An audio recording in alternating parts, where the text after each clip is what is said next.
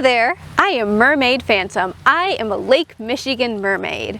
Today I'm going to take you on a mermazing book adventure. We're going to be reading a couple of different mermaid books, and then we'll create a waterproof necklace that you can take to the beach and swim in, and then we'll have a couple of fun questions that you can answer with your family. Before we dive into the adventures, I want to give a quick thank you to the friends of the Leelanau Township Library for their generous donations that make all of this possible. You can learn more about them by visiting the website leelanautownship.library.org. Are you ready to read some stories? I'm ready for some stories. Let's dive in.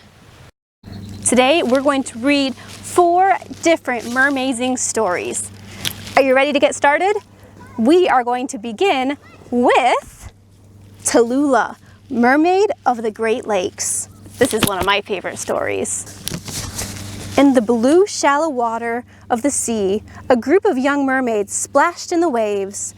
Their tails shimmered in the summer sun, hinting at the jeweled colors they would soon become. But when Tallulah waved her dull gray tail back and forth to catch the sunlight, it didn't sparkle like all the other mermaids, and they giggled. Tallulah quickly hid her tail in the water. Finally, the day had arrived. Sea creatures from all over gathered to wish the young mermaids luck on their search. Tallulah listened and watched as the elder mermaids gave instructions and advice to the younger mermaids about where and how to search for their magical gemstones. When Tallulah tried to ask a question, all of them stared at her dull gray tail and said nothing. After just a few weeks of searching, the young mermaids returned, excited to show off their colorful gems and sparkling tails. But weeks and months floated by with no sign of Tallulah. It had been almost a year when Tallulah returned. Her tail was the same dull color it had always been. The sea creatures gathered around her.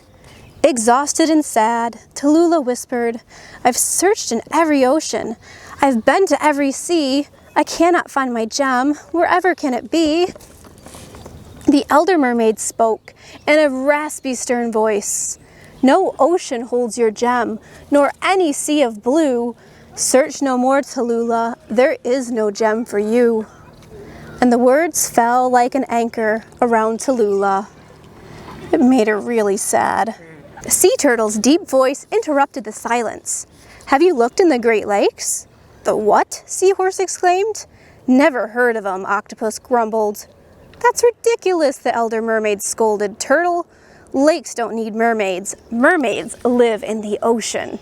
"Yeah," a young mermaid said, rolling her eyes. "And lakes don't even have gemstones." "These lakes are special and more beautiful than you could ever imagine," Turtle said. "Do you think she'll find her gemstone in the Great Lakes?" Tallulah listened intently as Sea Turtle told her about the Great Lakes. "Will you take me there?" Tallulah asked. Turtle nodded, "But I can't stay for long." In the wee hours of the morning, Turtle and Tallulah set off for the Great Lakes. Side by side, they swam until they felt a change in the water. "The Great Lakes are not far from here," Turtle told her. "Do you really think I'll find my gemstone?" Tallulah asked, glancing at her dull gray tail. Tallulah was anxious to begin the search for her gem. They swam through the locks and past ports and islands until they reached Lake Ontario. They spent the day searching islands and shipwrecks as a school of curious bluegill followed closely behind them. They swam by big cities, lighthouses, and sandy bluffs, which we sometimes call sand dunes. Peeking over the edge of a rock, they watched bicycles and horse-drawn carriages circle around an island. For days, Tallulah looked everywhere for her gemstone. I wonder what island they could be on. Brr, it's chilly. Tallulah shivered as they swam into Lake Superior. But she loved the feel of the cool blue water. She explored cliffs and arches. She dove deep into the water, hoping to find her gemstone at the bottom of a waterfall, but it wasn't there. Tallulah and Turtle swam for miles and miles, searching for her gemstone. Tired and heartbroken, Tallulah found a cove to rest in. Watching the moon rise above the water, her hopes of finding her gemstones sunk. Tallulah turned to Turtle. "These lakes are even more beautiful than you described. I wish I could stay here forever. But I should have listened to the other mermaids. There is no gem for me. Maybe it's time we went home," she said with a wistful sigh. "There is one more lake," Turtle said. Early the next day, Tallulah and Turtle set off to explore Lake Michigan. They searched for her gemstone around an island and around sandy dunes, past big city shorelines and quaint ones too. Soon, they were playing in marinas and harbors, around piers, under docks, and around rafts. They counted lighthouses, chased ferry boats and yachts, and hung out in the bay. They even played tag with a school of fish. They swam near white sandy beaches, sprinkled with beach chairs and umbrellas.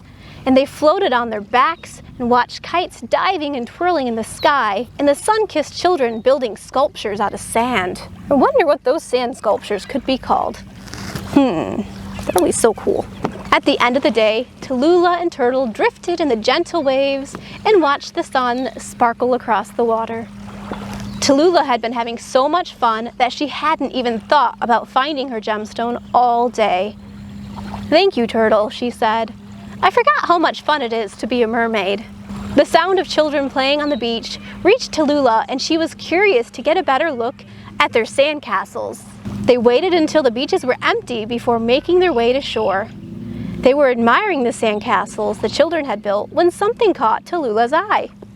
It looked oddly familiar. I wonder what she could be looking at. Tallulah reached out to pick it up. As soon as she saw the beautiful sunburst pattern of the Potowski stone, Tallulah realized what it was. Holding it out for Turtle to see, she exclaimed, "I found it, Turtle! I found my gemstone!" "Yes, you did, Tallulah," Turtle replied, "and the Great Lakes found their mermaid." Can you see how it matches her tail? I bet if you look carefully enough, you could find a Potowski stone on the beach next time you're there. The next time you're near one of the Great Lakes, listen carefully, and you might hear Tallulah saying, "There are mermaids in the ocean and mermaids in the sea, but here among the Great Lakes is where I'm meant to be." And that is the end of our first story. And the next story we have is one you might be familiar with. Pinkalicious. We have Pinkalicious and Aqua, the Mini Mermaid, by Victoria Carr. Peter and I were going to see our Mini friend, Aqua, for a special playdate. She was going to show us all of her favorite seaside spots. We headed to the aquarium where Aqua lives. When we arrived, we found Aqua in a tank full of colorful creatures. "Hi, Aqua," I said. "Ready to go?" "Just a minute," she replied. "I'm almost done teaching the school of fish how to mambo."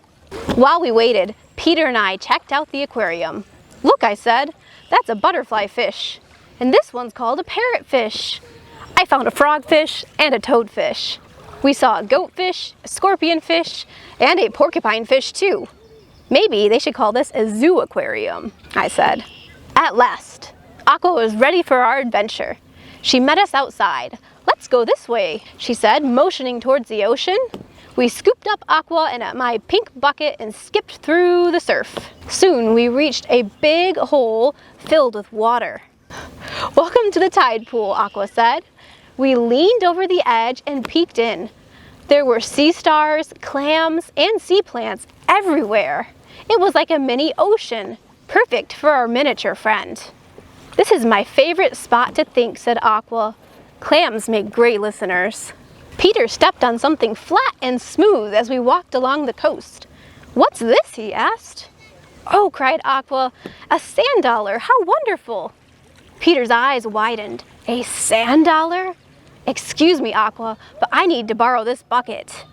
Aqua and I relaxed on the shore as Peter hunted for sand dollars. "Should we tell him it's not real money?" Aqua whispered. "Maybe in a minute," I said. Just then, we heard a big rumble. "Oh, the waves are loud today," Aqua marveled. "Actually, that was my tummy," I said. "Excuse me, it was definitely time for a snack." "Well, I know just the place," said Aqua. Our Merminnie guided us to a grove of palm trees with more coconuts than you can count. Aqua showed us how to split them in half and sip the milk inside. It was like our own tropical tea party.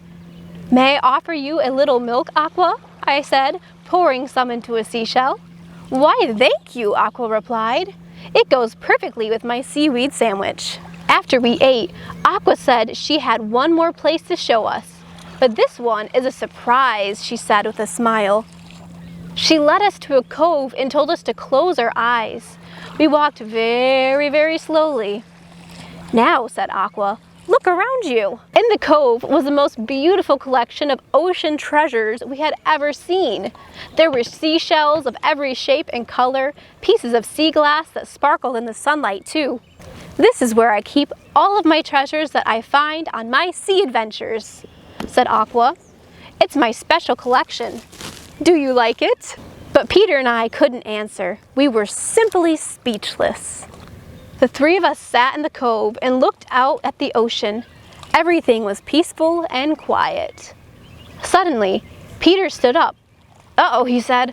"I think we've got company." Off in the distance, we saw two fins poking out of the water. They were swimming towards us fast.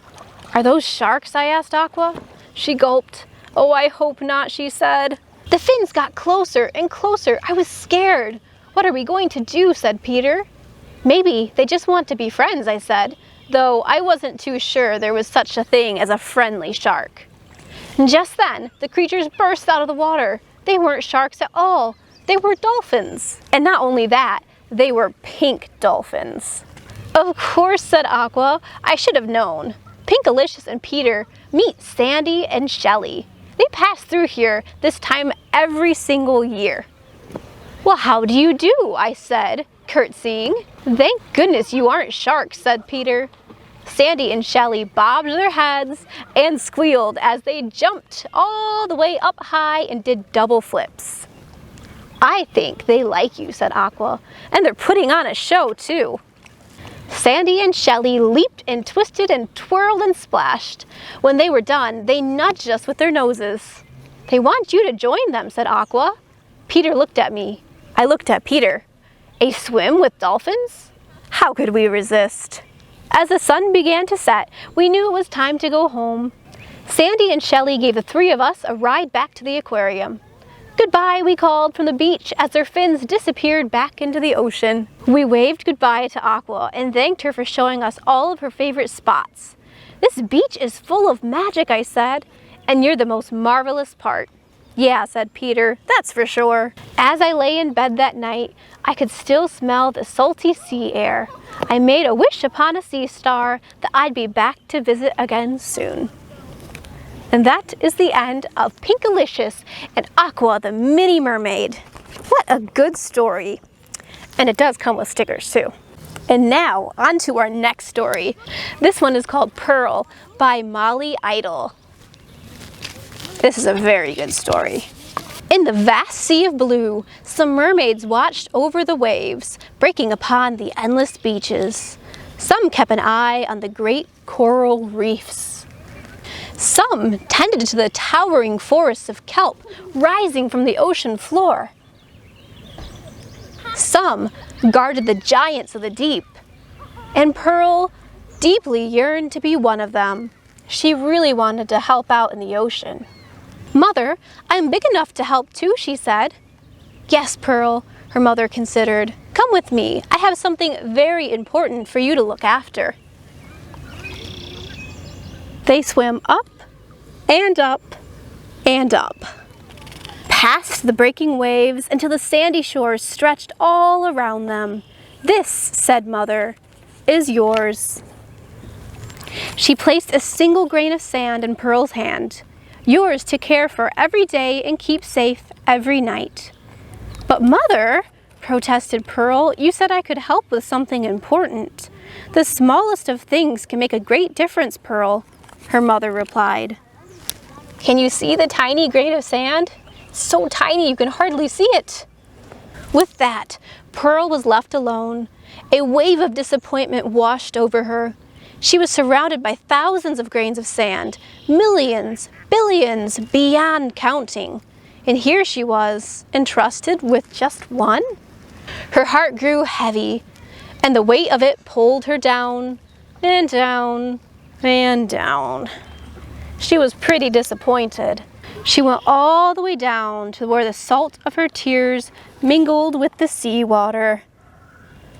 Pearl glowered at the grain of sand. She clenched it in her tiny fist.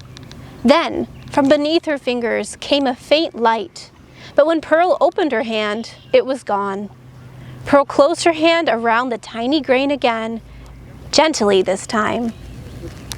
Do you see the light growing?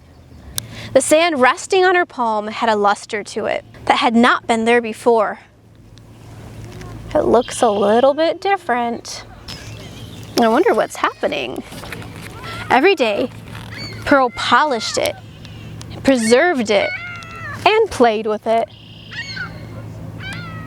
Every night, she protected it, and slowly, very slowly, it began to grow and grow and grow. And as it grew lighter, so did Pearl's heart. It seemed to buoy them up and up and up until it rose into the vast sea of stars. Look what her tiny grain of sand grew into. Pearl beamed up at it. It beamed back. Its light touched everything. It sparkled on the breaking waves and the coral, creating new reefs. It glowed in the tides flowing through the towering forests and illuminating the giants rising from the deep. And it shone upon Pearl.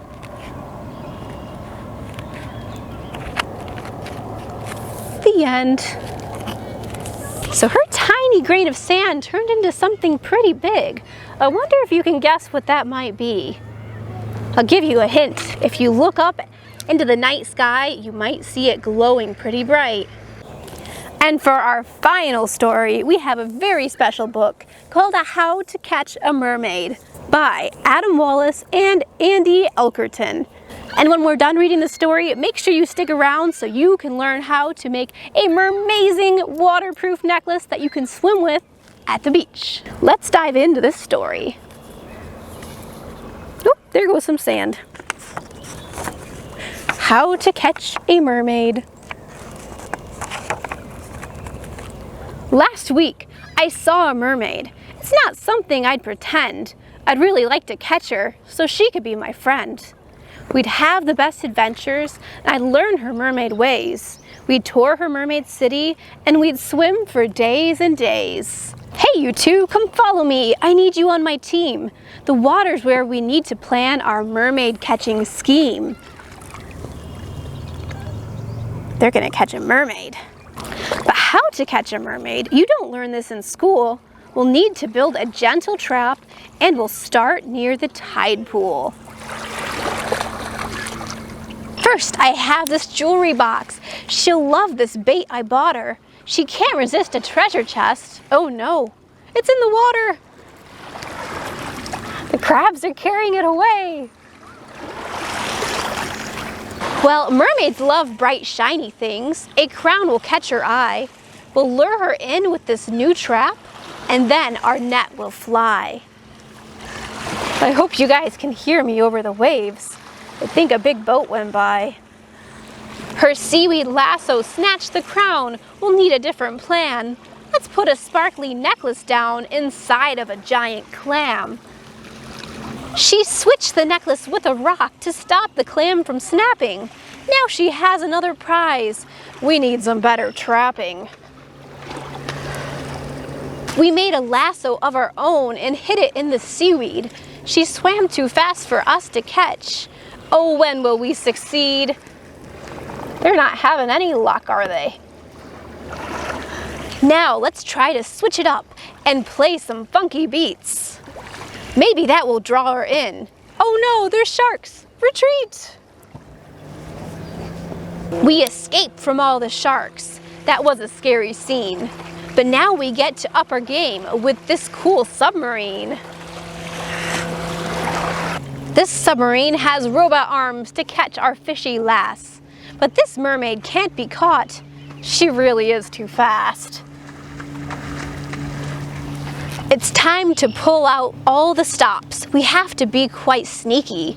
But she heard our trap from far away. That treasure chest was creaky. Oh no, look out! The sharks are back! We're doomed! What can we do? We've used up all of our traps and baits. Without some help, we're through. The sharks found him again.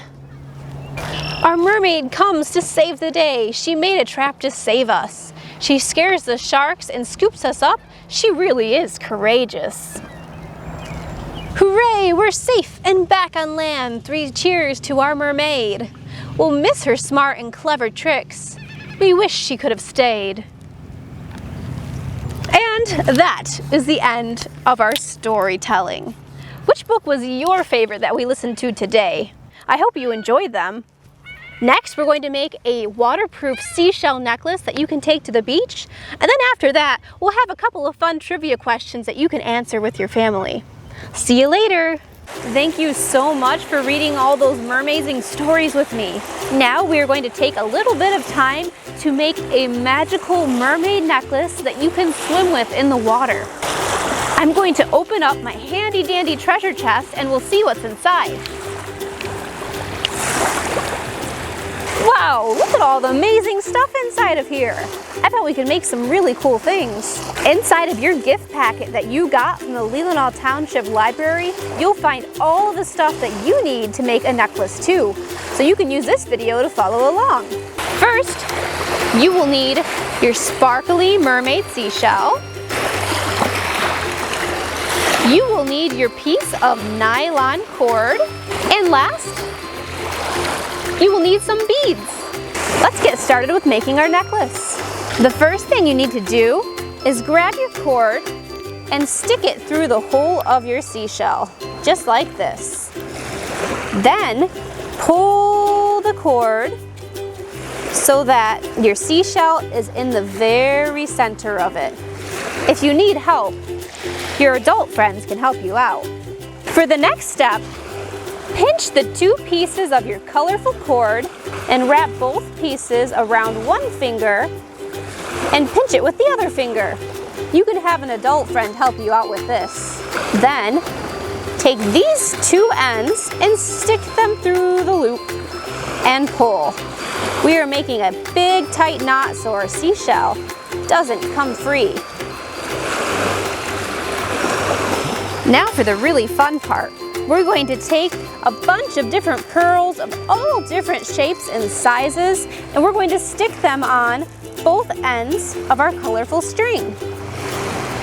If you have some trouble, you can have your adult friend take a match and melt the ends of the string so that the beads go on a little bit easier. So take your string and poke it through the hole of one of your pearl beads to get started. Then add as many beads as you want.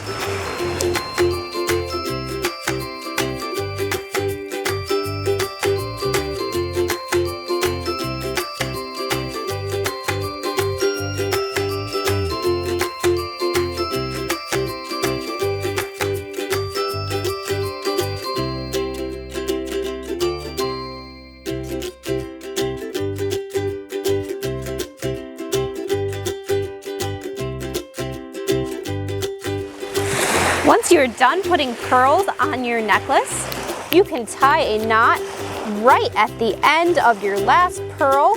Your adult friend might have to help you with this one.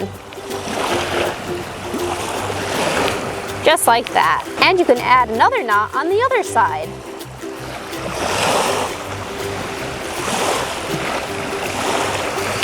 The last thing you need to do is tie your 2 strings together by crisscrossing them